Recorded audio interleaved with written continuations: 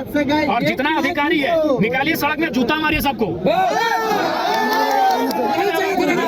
मंत्री जी आते हैं, कल को अगर विस्थापितों के समर्थन में योगेंद्र प्रसाद मंत्री जी पहुंच जाएं तो श्वेता मैडम क्या आपके समर्थक और आप उनका बोर्ड उखाड़ेंगे?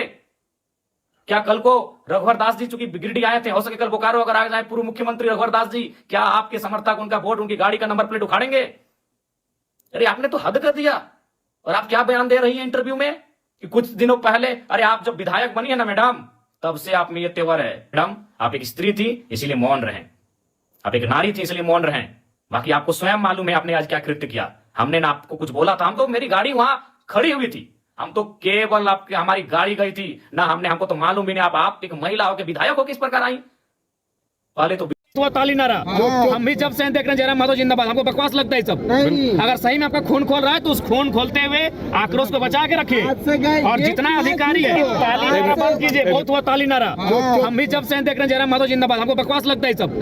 अगर सही में आपका खून खोल रहा है तो उस खून खोलते हुए आक्रोश को बचिए, और जितना अधिकारी है निकालिए सड़क में, जूता मारिए सबको। आप यही नारा लगाइए, नारा मत लगाइए, मेरा भी नारा मत लगाइए। अगर सच में आपको गुस्सा है, सच में आकर आज आपको आक्रोश लग रहा है, तो आपकी जुबान से नारा नहीं लगना चाहिए, आपकी आंखों लाल लाल होनी चाहिए। और जितने अधिकारी हैं बीएसएल के, रोड में निकालिए और चप्पल मारिए उनको। वो आज उन्होंने मजाक बना के रख दिया है। यही बीएसएल प्रबंधन कहती थी कि जब तक चिमनी का धुआं रहेगा तब तक रेत के हाथ में नौकरी रहेगी।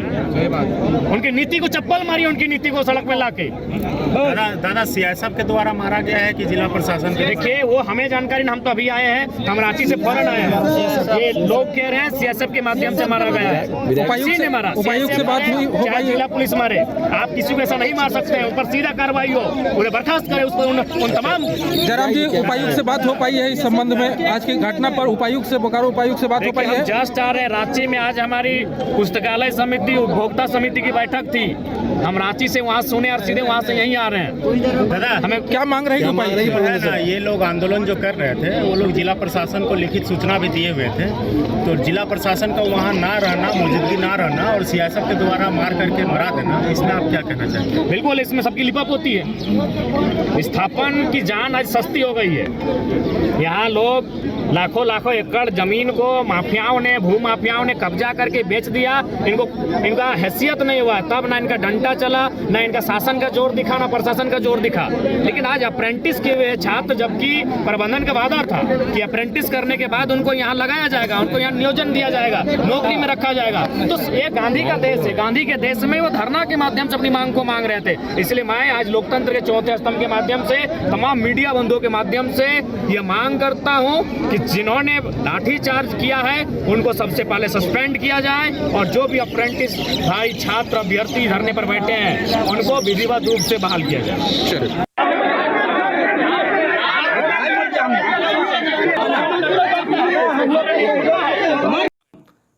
अगर ढोलू महतो कल पहुंच जाए माननीय सांसद, तो क्या आपके समर्थक उनका बोर्ड उखाड़ेंगे? बोकारो के पूर्व विधायक अगर ब्रिंची नारायण जी अगर वहां पहुंच जाएं, तो क्या आपके समर्थक उनका बोर्ड उखाड़ेंगे? क्योंकि बोकारो जिला से हमारे योगेंद्र प्रसाद मंत्री जी आते हैं, कल को तो कल पहुंच जाए माननीय सांसद जी आते हैं, कल को अगर विस्थापितों के समर्थन में योगेंद्र प्रसाद मंत्री जी पहुंच जाएं, तो श्वेता मैडम क्या आपके समर्थक और आप उनका बोर्ड उखाड़ेंगे? क्या कल को रघुवर दास जी चूंकि गिरिडीह आए थे, हो सके कल बोकारो अगर आ जाए पूर्व मुख्यमंत्री रघुवर दास जी, क्या आपके समर्थक उनका बोर्ड, उनकी गाड़ी का नंबर प्लेट उखाड़ेंगे? अरे आपने तो हद कर दिया। और आप क्या बयान दे रही है इंटरव्यू में कि कुछ दिनों पहले, अरे आप जब विधायक बनी है ना मैडम, तब से आप में ये तेवर है, जब हम विधायक नहीं। अगर ढोलू महतो कल पहुंच जाए माननीय सांसद, तो क्या आपके समर्थक उनका बोर्ड उखाड़ेंगे? बोकारो के पूर्व विधायक अगर ब्रिंची नारायण जी अगर वहां पहुंच जाएं, तो क्या आपके समर्थक उनका बोर्ड उखाड़ेंगे? क्योंकि बोकारो जिला से हमारे योगेंद्र प्रसाद मंत्री जी आते हैं, कल को तो कल पहुंच जाए माननीय मंत्री जी आते हैं, कल को अगर विस्थापितों के समर्थन में योगेंद्र प्रसाद मंत्री जी पहुंच जाएं, तो श्वेता मैडम क्या आपके समर्थक और आप उनका बोर्ड उखाड़ेंगे? क्या कल को रघुवर दास जी चूंकि गिरिडीह आए थे, हो सके कल बोकारो अगर आ जाए पूर्व मुख्यमंत्री रघुवर दास जी, क्या आपके समर्थक उनका बोर्ड, उनकी गाड़ी का नंबर प्लेट उखाड़ेंगे? अरे आपने तो हद कर दिया। और आप क्या बयान दे रही है इंटरव्यू में कि कुछ दिनों पहले, अरे आप जब विधायक बनी है ना मैडम, तब से आप में ये तेवर है। और आप क्या बयान दे रही, तब से आप में ये तेवर है। जब हम विधायक नहीं बने थे ना, उससे पहले से हम विस्थापितों की आवाज बनते आए हैं और विस्थापितों के धरने में, आंदोलन में सहभागिता देते आए हैं। क्या बात करती मैडम, आप एक स्त्री थी इसीलिए मौन रहें, आप एक नारी थी इसलिए मौन रहें। बाकी आपको स्वयं मालूम है आपने आज क्या कृत्य किया।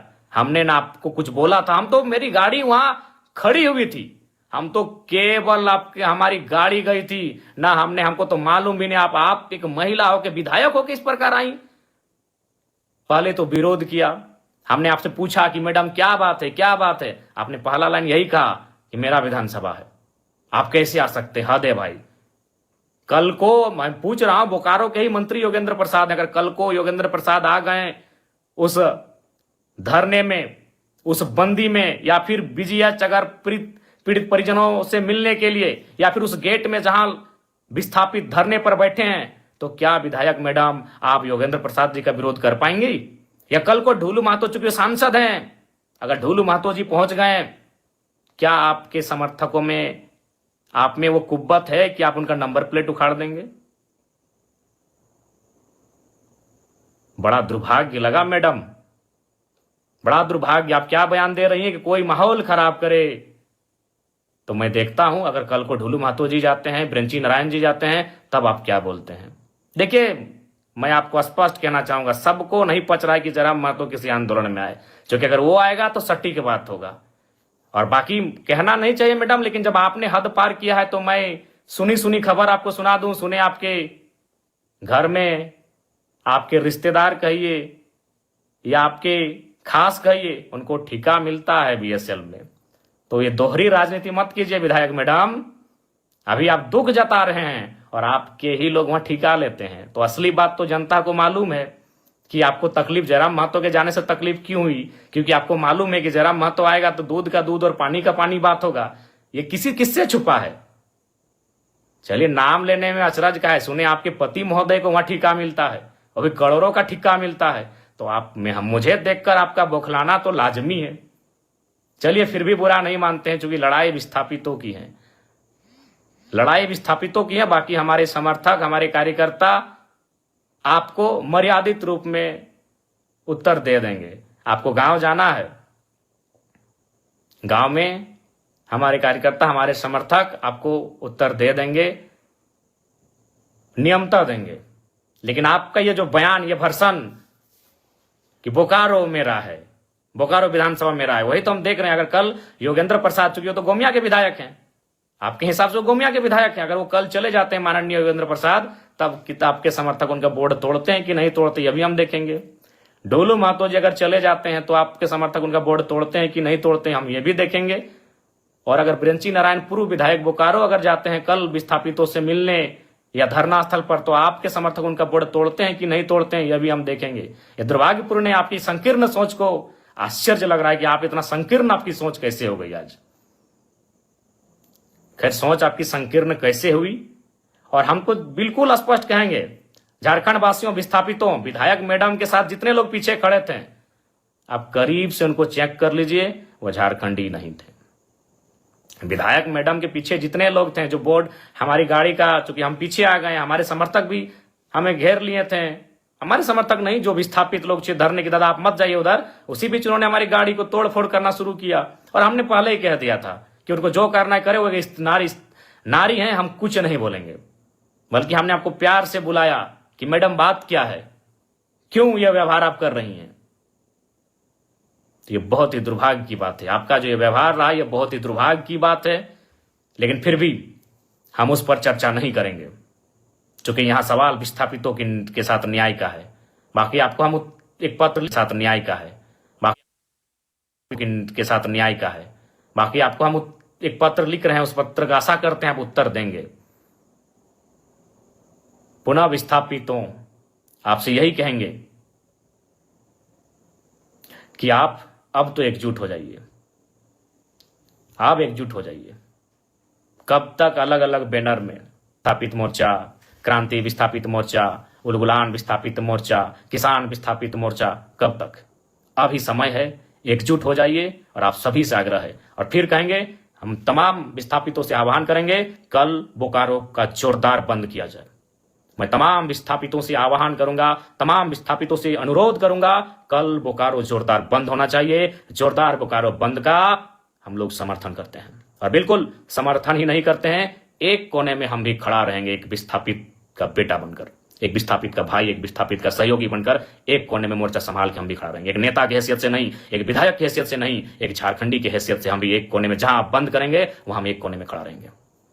कल चूंकि हमारा गिरिडीह में उपायुक्त से पूर्व का एक कार्यक्रम है, उपायुक्त और 6 के 6 विधायकों के साथ आधा घंटा का बैठक है, उस बैठक को समाप्त करके हम निसंदेह बोकारो की धरती में आएंगे। तब तक हमारे जितने भी समर्थक हैं, हमारे जितने भी चाहने वाले हैं, हमारे जितने भी कार्यकर्ता हैं, उन सभी से मेरा आग्रह होगा, बोकारो बंद का जोरदार समर्थन करेंगे, विस्थापितों की आवाज को बुलंद करेंगे।